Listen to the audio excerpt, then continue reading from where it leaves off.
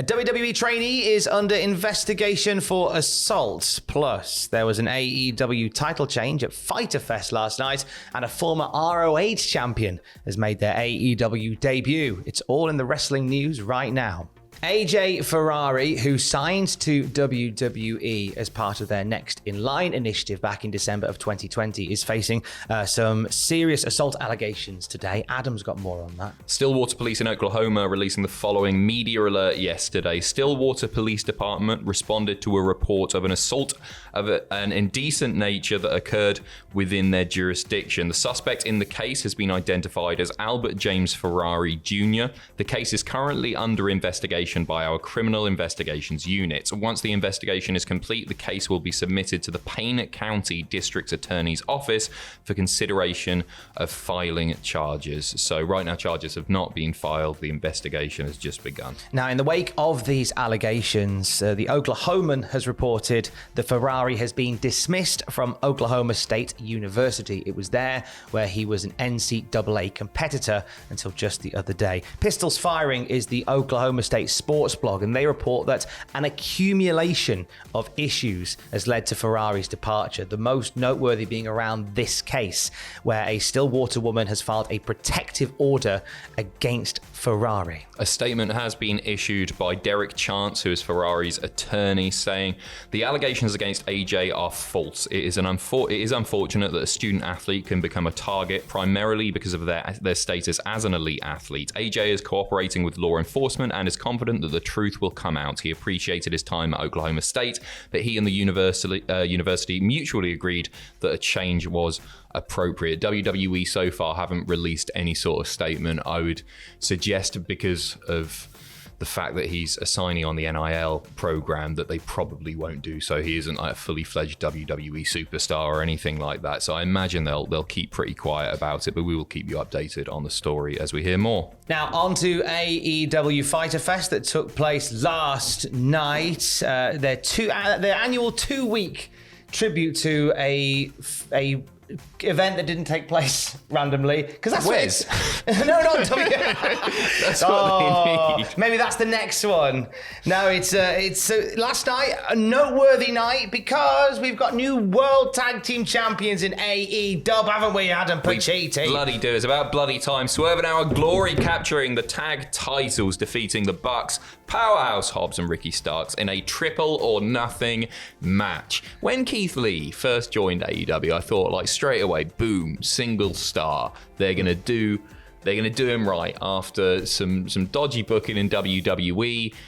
And I was disappointed initially when he went into the tag scene, but they've made it work, haven't they? And they're one of my favorite tag teams on the roster. It's a great thing thinking like, hey, there are like 5 or 6 tag teams right now that I'd be happy and I think are deserving of those tag titles, but perhaps no more so than this pair. Swerve Strickland, Keith Lee winning the belts. After the match, Keith Lee cut a very emotional promo dedicating the win to 2 of his close friends, JD Griffey and Lucellus King, who is currently battling stage 4 colon cancer. A really emotional, impassionate promo from Keith Lee at the end. A nice dedication and a nice way to cap off a belter of a match and a great result. Keith Lee is a champ again.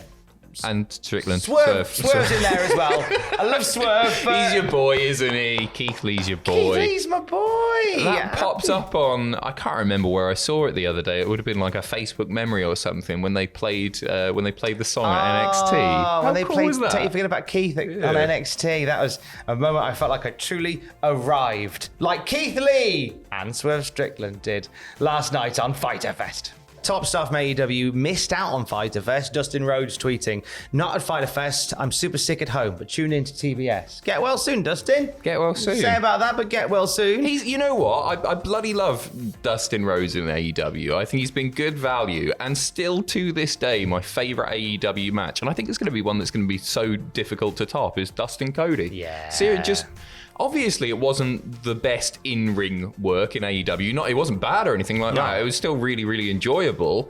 But as far as storytelling goes, I don't think they've topped that since. Oh, seriously, and they've had some really good stories and everything. But that one, I guess I really enjoyed it as well because we should have gotten it in WWE. That was the plan. And it was going to go on at WrestleMania, wasn't it?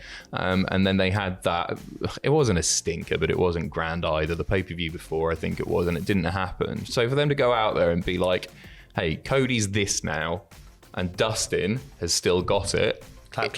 Yeah, it was really good. It was really good. I hope he gets well soon anyway. Announcement regarding AEW All Out. It was announced yesterday at Fyter Fest. Sunday, September the 4th. All Out will be at the Now Arena in Hoffman Estates, Illinois. Once again hosting it with Dynamite and Rampage being filmed in the same venue in the build-up to it as well. So that's going to be a busy weekend for us, isn't it? September the 4th. Clash at the Castle.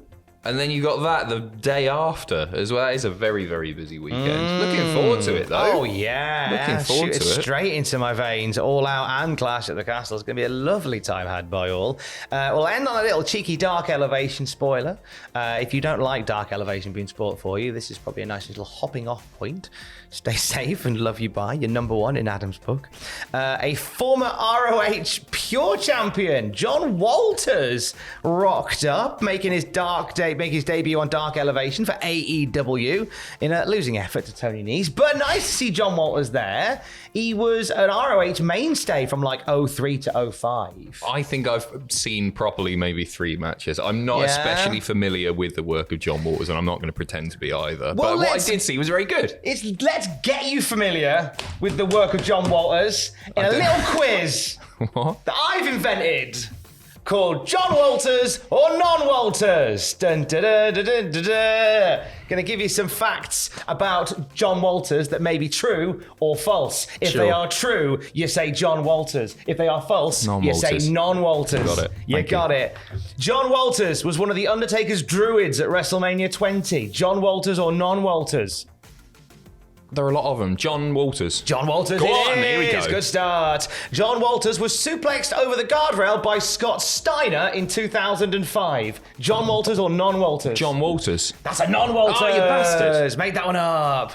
John Walters once subbed in as a member of Paul Heyman's security in ECW 2006. John Walters or Non-Walters? John Walters. That's a Non-Walters. John Walters owns a home in Costa Rica.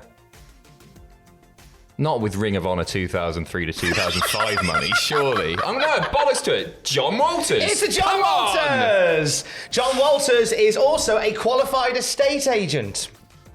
Yeah, it's easy. John Walters. That's a John Walters.